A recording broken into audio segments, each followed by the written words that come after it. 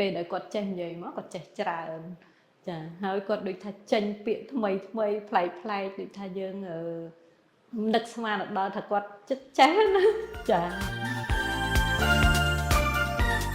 ចាជំរាបសួរខ្ញុំឈ្មោះធីតាម៉ាក់របស់អូនហៃលីហើយនិងអូនអ៊ីផេងដំណើរដំបូងដែលខ្ញុំស្គាល់ស៊ីជីតាហ្នឹងគឺខ្ញុំបានមើលវីដេអូមួយឃើញបងស្រីសវណ្ណថាគាត់និយាយពីវីដេអូមួយពាក់ព័ន្ធនឹងរឿងក្មេងអញ្ចឹងពេលដែលដំបូងហ្នឹងគឺខ្ញុំចាប់អារម្មណ៍ភ្លាមទៅលើវិធីសាស្ត្រដែលគាត់លើកឡើងមកហ្នឹងណាដល់ពេលចាប់ពីពេលហ្នឹងមកក៏ខ្ញុំសម្គាល់ទុកថាតាមរយៈអ្វីដែលគាត់និយាយហ្នឹងមើលទៅគាត់ដូចថាមានជំនាញនៅក្នុងការដែលគាត់ស្គាល់អំពីវិធីសាស្ត្រនៅក្នុងការអប់រំក្មេងហើយជាពិសេសហ្នឹងគឺផ្ដោតលើកុមារតូចតូច1000ថ្ងៃដំបូងអញ្ចឹងណាដែលកាលហ្នឹងតាំងពីឆ្នាំខ្ទង់ឆ្នាំ2019ចាដល់អញ្ចឹងទៅក្រោយមកទៅក៏មិនសូវបានតាមដានតទៀតដែររហូតដល់ខ្លួនឯងមានកូនចាដល់ពេលមានកូនទៅក៏ចាប់ផ្ដើមឃើញគាត់ម្ដងទៀត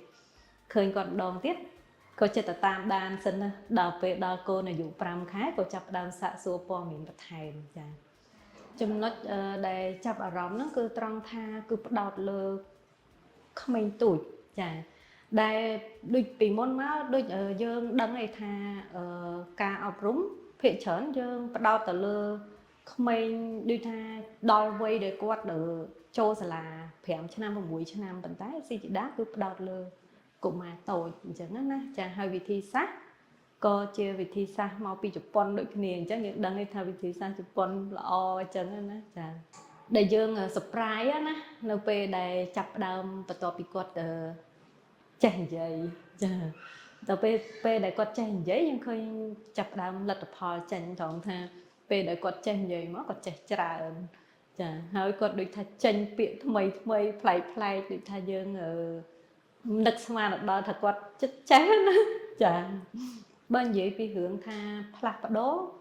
យើងគិតថាយើងអត់សូវដឹងពីការផ្លាស់ប្ដូរហ្នឹងយ៉ាងម៉េចទេព្រោះអីអូនរៀនតាំងពី5ខែមកប៉ុន្តែអ្វីដែលយើងសង្កេតគឺយើងសង្កេតឃើញពីការលូតលាស់របស់គាត់ចាការលូតលាស់តាមរយៈយើងបានទទួលវិធីសាស្ត្រដែលគ្រូបរៀនអញ្ចឹងទៅយើងយកទៅអនុវត្តបន្ថែមនៅផ្ទះចានិយាយទៅគាត់ដូចថាគាត់មានភាពក្លាហានហើយគាត់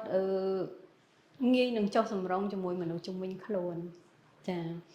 ហើយបើនិយាយពីការចងចាំក៏ការចងចាំគាត់ល្អដែរចាដោយសារនៅពេលដែលគាត់ទៅណាមកណាអីចឹងគាត់តែងសង្កេតឃើញរបស់ជុំវិញខ្លួនអីចឹងទៅគាត់លើកមកនិយាយយើង